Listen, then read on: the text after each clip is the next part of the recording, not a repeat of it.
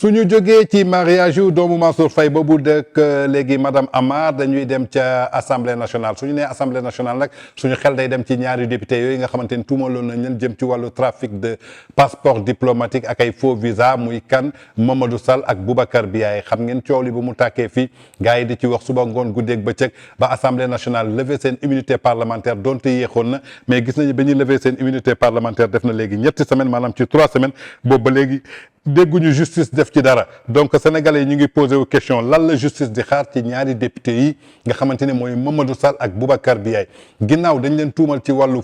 trafic de passeport diplomatique ginnaaw bi ñu jàppee Alaaji Jaaji Condé boo nga xamante ni moo doon jël clients yi am ñeenti plaignante yoo xamante ni ñoom ñoo porté woon plainte boobu ba tey ne woon dañ leen doon convoqué le 18 novembre bi passé jamono ji ñuy wax ak yéen ñu ngi ci la 4 décembre ba tey jii dégguñu ci dara en tout cas bëgg nañu xam daal justice lan la xaar ci ñaari député yooyu donte teggi nañu seen immunité parlementaire teg nañ leen pression ba assemblée nationale teggi na ko jamono ji desatul dara lu dul yoon déglu ji leen ndaxte député yooyu aussi ay doomu Sénégal lañu comme ni ma koy waxee rek nul n'est au-dessus de la loi dañ leen tuumal am ay kayit yoo xamante ne bi enquêteurs yi di def seen enquête fekk nañ ko foofu ca kër Alaaji Jaaji Condé te turu Boubacar Biaye ne woon ci turu Mamadou Sall nekkoon ci ay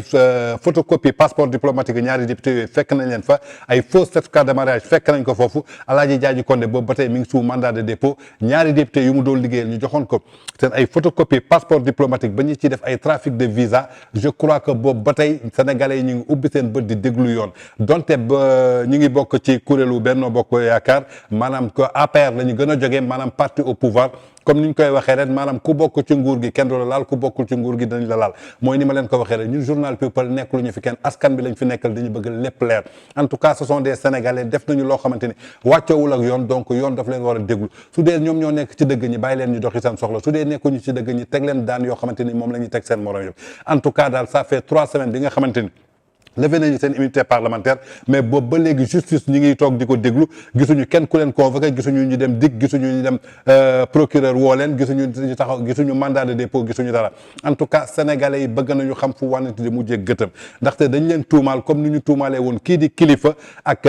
Simon ba ñuy def leen mandat de dépôt ci benn vidéo boo xamante ni Thierno Amadou Diallo moo ko filmé woon tey député yi aussi ñoom loolu lañ leen si gisee woon donte amoon na lu leen protégé woon mu doon seen balaanu kiiraana di immunité parlementaire jamono ji teggi nañ ko foofu ci assemblée nationale bañ ko teggee nag ñu ngi ci ñetti semaine boobu ba léegi kenn déggu ci dara en tout cas askan bi ñi ngi laaj justice lan moo tax ba tey jii kii di Mamadou Sall ak Boubacar Biaye yoon dégloogu leen lan moo làqu ci dossier yi wala tey ku bokk ci nguur gi kenn du la laal wala ku bokkul ci nguur gi dañ lay laal donc loolu la sénégalais yi bëgg xam ndax justice bi tey dafa indépendante wala indépendantul je crois que sénégalais yi fii lañ koy xamee ci dossier wu ñaari député yi nga xamante ni muy Boubacar Biaye ak Mamadou Sall ñi nga xamante ni tuumal leen ci wàllu trafic de passeport diplomatique ak de visa donc askan bi daal ñu ngi xaar justice pour mu leeral lépp nee naa leen nag fii si journal People tant que dossier bi leerul ñun duñ ko mës a bàyyi mu doonoon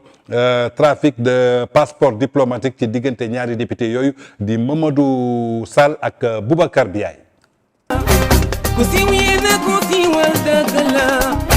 suñu jógee assemblée nationale dañuy dem caisse de sécurité sociale ak IPRES foofu nag scandale bu mag a mag lañ fa gis maanaam ki ko jiite di Racine Sy nekk PCA King Fahd Palace maanaam daal scandale boo xamante ni toll na ci 6 milliards 500 millions la dépensé ngir benn logiciel boo xamante ni ba tey ji logiciel bi marché wul muy scandale bi gën a mag si Macky Sall bi mu fi nekkee ba tey naka la ñu mën a jëlee 6 milliards maanaam juróom benn milliard ak téeméeri millions def ko ci benn logiciel boo xamante ni ba tey ji marché wul muy scandale boo xamante ni am na foofu ca caisse de sécurité sociale bi nga xamante ni Racine Sy moom moo ko jiite ngir benn fusion bu mu bëggoon ngir caisse de sécurité sociale ak IPRES donc lu gaaw la bëggoon ba mu dépensé lu toll ci maanaam 6 milliards maanaam su ngeen déggee milliards maanaam 1 milliard dafa mel ni tey ngay xëy chaque jour di ci lekk 50 000 maanaam fukki junne mën nga ci dund ba mu mat juróom fukki at muy soog a jeex benn milliard chaque jour nga lekk 50 000 francs maanaam fukki junne maanaam juróom fukki at nga ciy dund Racine Sy nag jël na lu toll ci 6 milliards maanaam juróom benn milliard ak téeméeri millions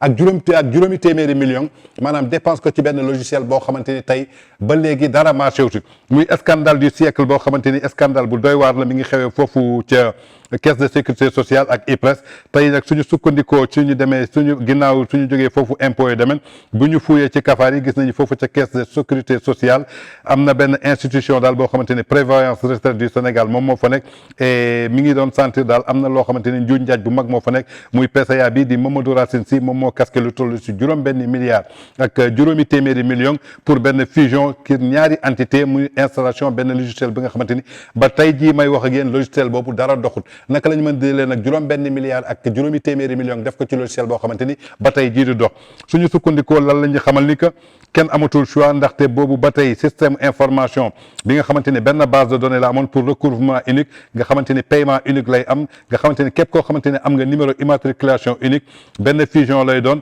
boobu nag la ñu déclaré woon PCA bi di Mamadou Racine Sy nee na woon dafay def benn fusion mu doon benn entité pour yëf yi gën a gaaw si loolu nag si la jëndoon benn logiciel bi nga xamante ni mi ngi ko jëndee woon ci 6 milliards 500 millions francs CFA ci benn entreprise bu ñu tuddee Catalyst Group nag la ko jëndee woon depuis fusion boobu nag bu mu amee gis nañu logiciel boobu ba tey jii ñuy wax Catalyst Group monté gu ko te dara marché wu fa muy scandale boo xamante ni annoncé nañ ko woon foofu ca OFNAC maanaam OFNAC soo ko déggee ñoom ñooy saytu lépp loo xamante ni njuuj njaaj la jëm na ci wàllu état bi wala ci wàllu gouvernement mais ba fii ñuy wax ak yow dara amu ci gisuñu benn conséquence boo xamante ni am na si ay poste yoo xamante ni mënatuñu fay benn pensionnaire parce que balaa ñuy fayee ko dafay tardé ay soo xoolee tey pension yu bëri dañoo endetté tey ñoo xamante ni dañuy retraité war jot seen salaire ci ay bor la ñu sukkandiku lan moo ko waral muy seen fay yoo xamante ni seen payoor yoo xamante ni dafay yéex ba noppi ñu jël juróom-benn milliard ak juróomi téeméeri millions def ko ci benn logiciel boo xamante ni ba tey jii marché wul loolu daal mën nañu Racine Sy expliquer ni loolu naka la mën a demee. nee nañu à chaque fois que les paiements demandent 600 francs et si l'argent rentre c'est le trésor qui est obligé de payer les pensions chaque fois képp koo xamante ni day fayeeku dinañ laaj tamit lu toll si téeméer ak ñaar fukk ba noppi téeméer ak ñaar fukk boobu su duggee xaalis bi dafay dem trésor public ba pare da ngay obligé waat di fay sa pension képp koo xamante ni retraité nga woon ba nga xamante ni sa salaire ñu ngi ko logé woon poste pour nga jot sa salaire léegi dina tardé yu métti ginnaaw bu ñu sukkandikoo ci enquête bi ba tey gis nañu ay cachet ak ay dossiers yoo xamante ni ci ay oto lañ ko defoon loo xamante ni muy insolite suñu sukkandikoo ci benn enquête boo xamante ni def nañ ko mooy li ma la wax rek ñun ay journal d'investigation lañ kii di PCA bi mënul woon liggéey ngoon si et le mettre à bord les directeurs généraux caisse de sécurité sociale ak képp koo xamante ni yaa ngi nekkoon foofu IPRES da nga doon signer pour rien du tout maanaam da ngay signer ñi lay fay salaire te doo fa liggéey dara muy ay enquête daal yoo xamante ni def nañ ko foofu ca caisse de sécurité sociale en même temps gis nañu benn chèque boo xamante ni chèque gu 500 000 francs la boo xamante ni kan moo ko signé Mamadou Racine Sy moo ko signé kan la ñuy jox chèque boobu kenn xamul kan lañ ko jox ak ban contrat lañ ko joxe suñu sukkandikoo ba tey ci oto yi ñu yor lépp loo xamante ni sollicité nañ ko wala cachet yoo xamante ni dossiers yi ñu ngi koy laaj en tout cas ñun daal prochaine fois dinañ si tong daal la ñu gis foofu daal loo xamante ni am na foofu ci ay institution boo xamante ni sooñ ko fuyetee bu baax daal dañuy xam ne ay mbóot yu bare